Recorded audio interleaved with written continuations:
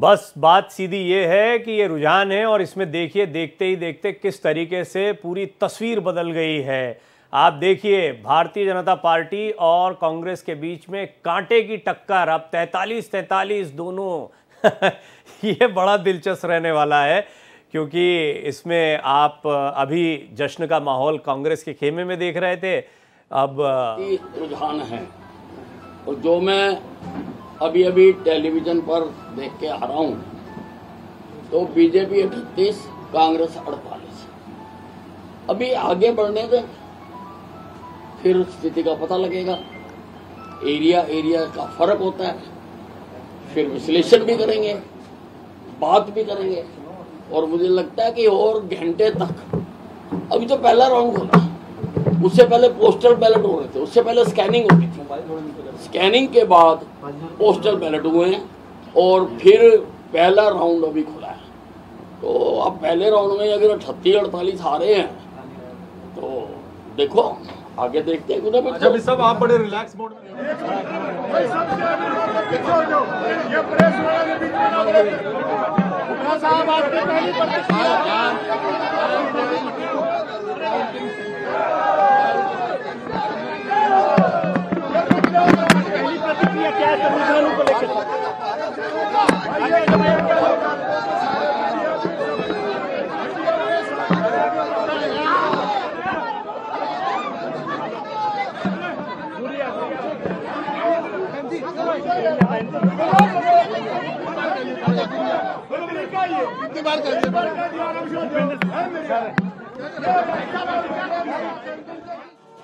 हम देख रहे हैं बड़ा कांटे का मुकाबला बीजेपी और कांग्रेस के बीच देखने को मिल रहा है। और थोड़ी देर पहले जश्न की तस्वीरें, जलेबी बांटने की तस्वीरें आपने देखी कांग्रेस खेमे से। अब अनिल विज सामने आए, उन्होंने कहा कि देखिए अभी मैं जो देख रहा था उसमें कांटे की टक्कर देखने को मिल रही है और नतीजे जब आएंगे उसके बाद में तय किया जाएगा। इसी तरीके से जम्मू कश्मीर जो है इसमें भी आपको ऊपर नीचे फिगर होते हुए दिखाई देंगे। बहरहाल फिर भी यहाँ पर नेशनल कॉन्फ्रेंस जो है उसकी स्थिति थोड़ा मजबूत देखने को मिल रही है। अश्विनी भट्ट हमारे साथ मौजूद हैं। अश्विनी जी, ये बताएं मुझे कि हमने निर्दलियों को लेकर बड़ी बात की और निर्दलियों को लेकर ऐसा लग रहा था कि जो भी कुछ होगा निर्दलियों को करना है, निर्दलीय कमाल कर दें। निर्दलियों को लेकर एक बात और कही गई थी कि एक मैसेज ट्रेवल कर गया। कई विश्लेषकों का ये मानना था कि निर्दलियों को सपोर्ट किया जा रहा है, जो कि ठीक था भी, ये स्ट्रैटेजी थी भी बीजेपी की, लेकिन ये मैसेज ट्रेवल कर गया मतदाताओं में और वो इस बात को भांप गए। क्या आपको लगता है ऐसा कुछ हुआ होगा? उससे ज्यादा कहीं ना कहीं उसका भी असर हुआ है। वो एक मिस इन्फॉर्मेशन कह लो या एक नैरेटिव गढ़ा गया वहां पे। बट निर्दलियों का अगर आप जब ये मतगणना पूरी हो जाएगी, अगर आप देखेंगे जितना उन्होंने खुद का चाहे वो जीते या ना जीते, बट उन्होंने जो सबसे ज्यादा डेंट पहुंचाया वो पहुंचाया पीडीपी को।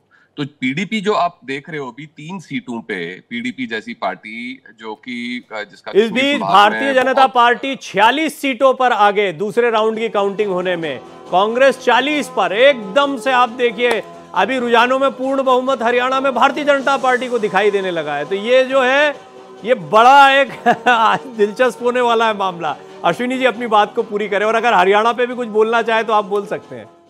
नहीं, हरियाणा में बहुत कांटे की टक्कर है। और ये क्योंकि देखिए इनिशियली बैलेट बॉक्स का जो होता है उसमें वो सही डायरेक्शन आपको बैलेट बॉक्स के काउंटिंग से नहीं होती। अब बिकॉज ईवीएम काउंटिंग स्टार्ट हुई होगी और उसमें जो है वो बहुत तेजी से उसके रुझान ऊपर नीचे होते रहेंगे। तो हमारा बीपी भी, आई थिंक हमें थोड़ा ग्रीन टी वगैरह पीना चाहिए, ठंडा पानी पीते रहना चाहिए, हमारा भी बीपी बढ़ाते रहेंगे ये रिजल्ट्स। तो हैविंग सेड दैट, मैं वापस आता हूं उस बात पे। तो इंडिपेंडेंट्स का जो मेजर असर रहा है वो पीडीपी के वोट काटने, बिकॉज जो कहीं ना कहीं जो उनका जो वोट बैंक, कॉमन जो वोट बैंक था वो कहीं ना कहीं बहुत कॉमन वोट बैंक है। और उसकी वजह से जो आप नेशनल कॉन्फ्रेंस की परफॉर्मेंस देख रहे हो कश्मीर संभाग में, तो उस दोनों का जो वोट बैंक काटा दोनों ने, उसकी वजह से नेशनल कॉन्फ्रेंस का जो है जो सीट टैली है वो थोड़ी सी बेहतर होती दिख रही है कहीं ना कहीं। अरे मैं आपको अभी इसका भी बता देता हूं, जम्मू कश्मीर का भी अपडेट सुनिए। इधर भी ठंडा पानी पीना पड़ेगा। 45 सीटों पर भारतीय जनता पार्टी फिलहाल रुझानों में आगे दिख रही है और ये अभी फिर 20-20 पे। अभी ये राउंड बदलते जाएंगे। देखिए कहाँ की मशीनें खुल रही, कहाँ की काउंटिंग हो रही है, उस पर भी बहुत डिपेंड करता है। बट आपको क्या लगता है बीजेपी को कितना ऑप्टिमिस्टिक रहना है? रहेंगी सभी राजनीतिक दल, लेकिन 45 सीटों पर भारतीय जनता पार्टी अगर आगे दिख रही है, जम्मू की अब लड़ी ही बड़ी सीमित सीटों पर है, जम्मू की सीटें तो ठीक है, आपको लगता है घाटी में भी कहीं कुछ कर पाएगी बीजेपी? घाटी में बहुत ज्यादा नहीं, 2-3 मैं अभी जब कुछ टाइम पहले देख रहा था, दो अनिल विज कुछ कह रहे हैं। अश्विनी जी मैं आऊंगा, सुनवा देते हैं जरा, फिर देखते हैं जलेबी आती है। सब इलेक्शन कमीशन के आंकड़ों में अभी भी बीजेपी आगे चल रही है। हाँ, ऐसे ही रहेगा, आप देखना। अभी ये जो है ना, जिस वक्त ये रिजल्ट बताए जा रहे थे उस वक्त अभी पोस्टल बैलेट गिने भी नहीं गए थे। उस वक्त तो पोस्टल बैलेटों की स्कैनिंग हो रही थी, प्रोसेस है। पहले पोस्टल बैलेट खुलते हैं, फिर उनकी स्कैनिंग होती है, फिर काउंटिंग होती है। अब एक राउंड खुल चुका है, दूसरे पर गिनती हो रही है। ठीक है ना जी? जिस तरह के ट्रेंड आप श्योर हैं बीजेपी की सरकार बन जाएगी अंत में जब नतीजे आएंगे? क्योंकि अभी आगे हो गई है बीजेपी, 38 पर बीजेपी है, 31 पर कांग्रेस है, इलेक्शन कमीशन। हाँ, बिल्कुल बिल्कुल बिल्कुल बिल्कुल हमें उम्मीद है कि Bharatiya Janata party will fair well. Sir आप काउंटिंग सेंटर पे नहीं गए, काफी रिलैक्स लग रहा है। नहीं, मैं कभी नहीं जाता, मैं तो सर्टिफिकेट लेने जाऊंगा, उसी वक्त ही जाता हूँ मैं। मेरा चुनाव मेरे कार्यकर्ता लड़ते हैं, मेरे शहर की जनता लड़ती है, और जश्न भी मेरे शहर की जनता ही मनाती है हर बार। मैं तो शामिल हो जाता हूँ। मुख्यमंत्री के पद पर अभी भी दावेदारी है आपकी? नहीं, देखिए जो कहे हुए शब्द हैं। तो अनिल विज को आप सुन रहे थे, बहुत संभल कर बोल रहे हैं, इसलिए भी बोलना पड़ता है क्योंकि आप देखिए कितना तेजी से फ्लक्चुएट हो रहा है मामला।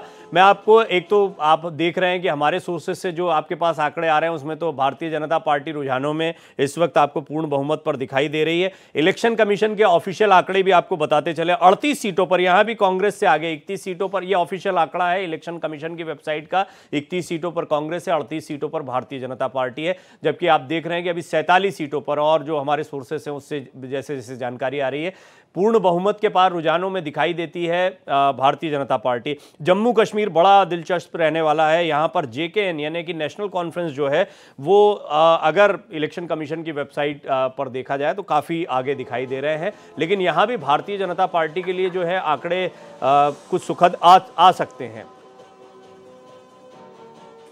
48 सीटों पर भारतीय जनता पार्टी रुझानों में आगे है और 19 और 18 पर कांग्रेस है। हालांकि थोड़ा जल्दबाजी होगी, अभी थोड़ा इंतजार करना होगा। अश्विनी जी, फिर भी क्या फैक्टर होंगे? ये एक ऐसा समय होता है यहाँ पर कुछ भी कहना बड़ा मुश्किल होता है, जो कहेंगे वो बात थोड़ी देर में उलट हो जाती है। हम कोई एनालिसिस करें और पता लगा कि कुछ का कुछ कुछ हो गया।